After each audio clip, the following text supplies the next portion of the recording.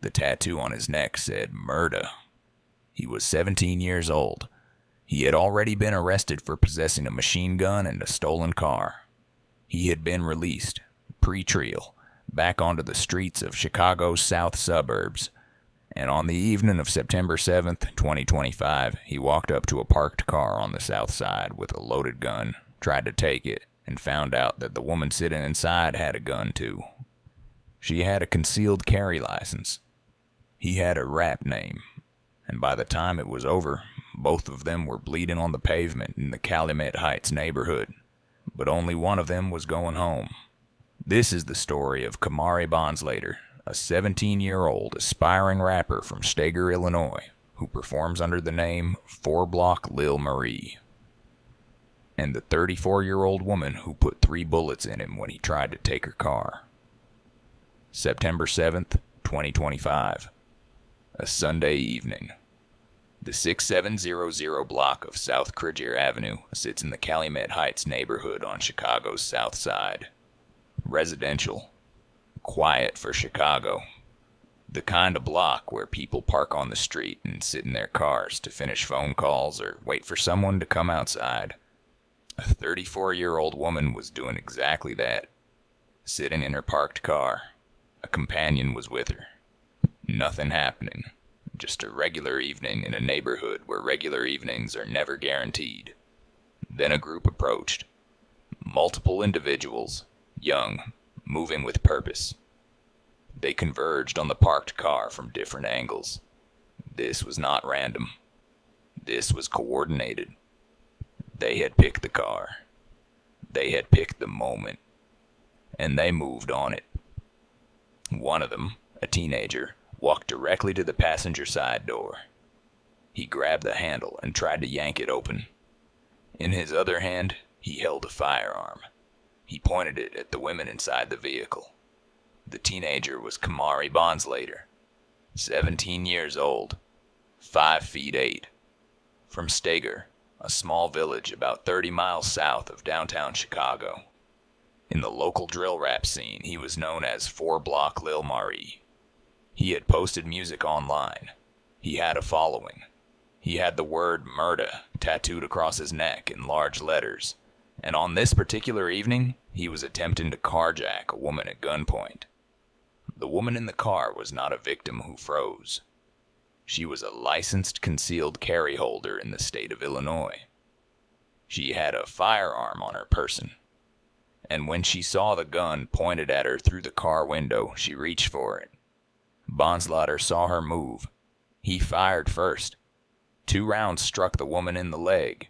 She was hit, bleeding, inside her own car on a Sunday evening, but she didn't stop.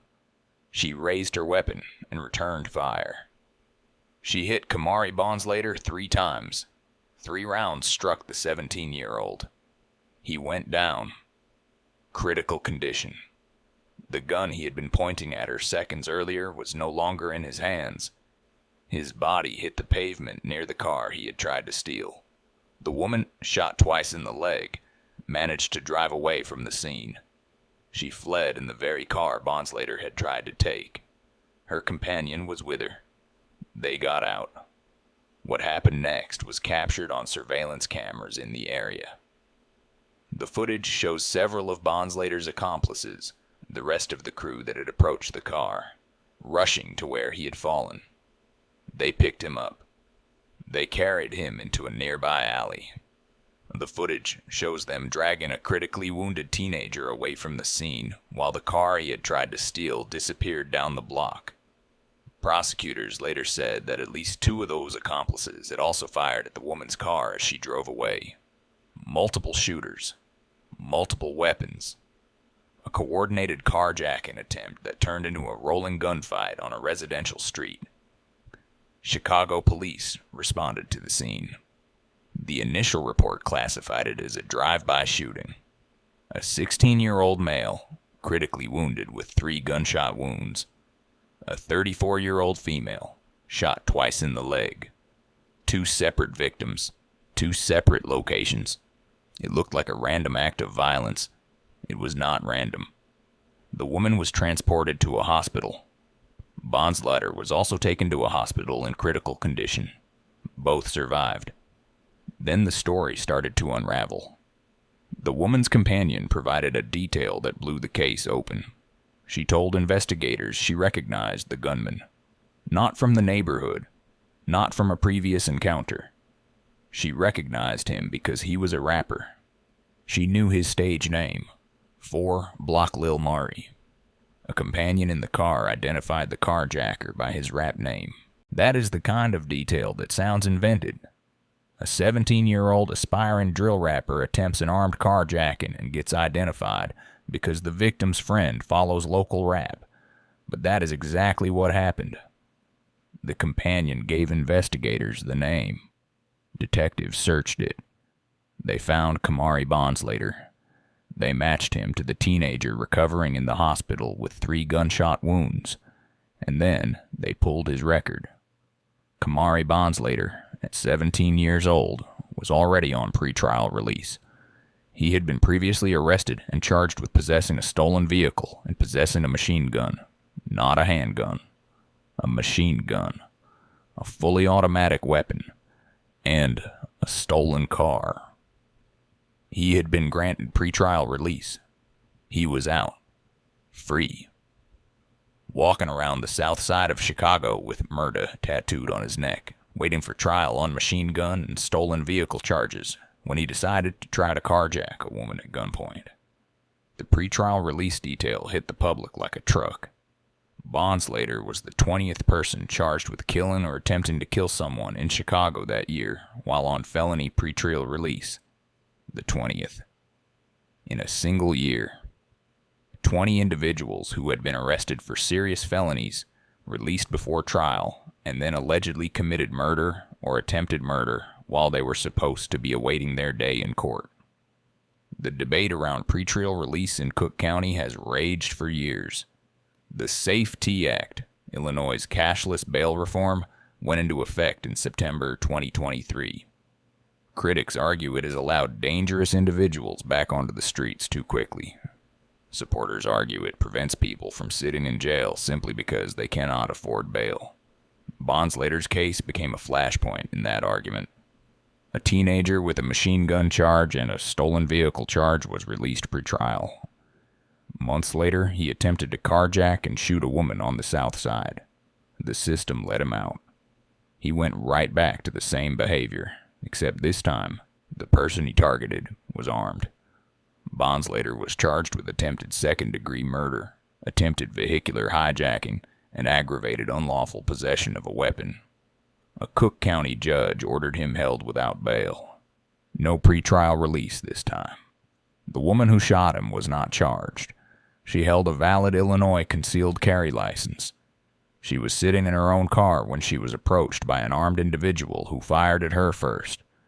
She returned fire. Under Illinois law and the circumstances of the encounter, her use of force was justified. She took 2 bullets in the leg. She put 3 in the teenager who gave them to her.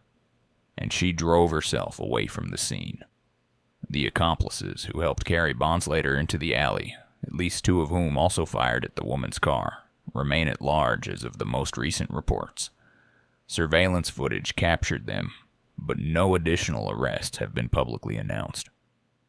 Kamari Bonslater's rap career consisted of a handful of songs posted online. His stage name was 4 Block Lil Mari. His tattoo said MURDA. His criminal record at 17 included a machine gun, a stolen car, an attempted carjacking, and an attempted murder charge.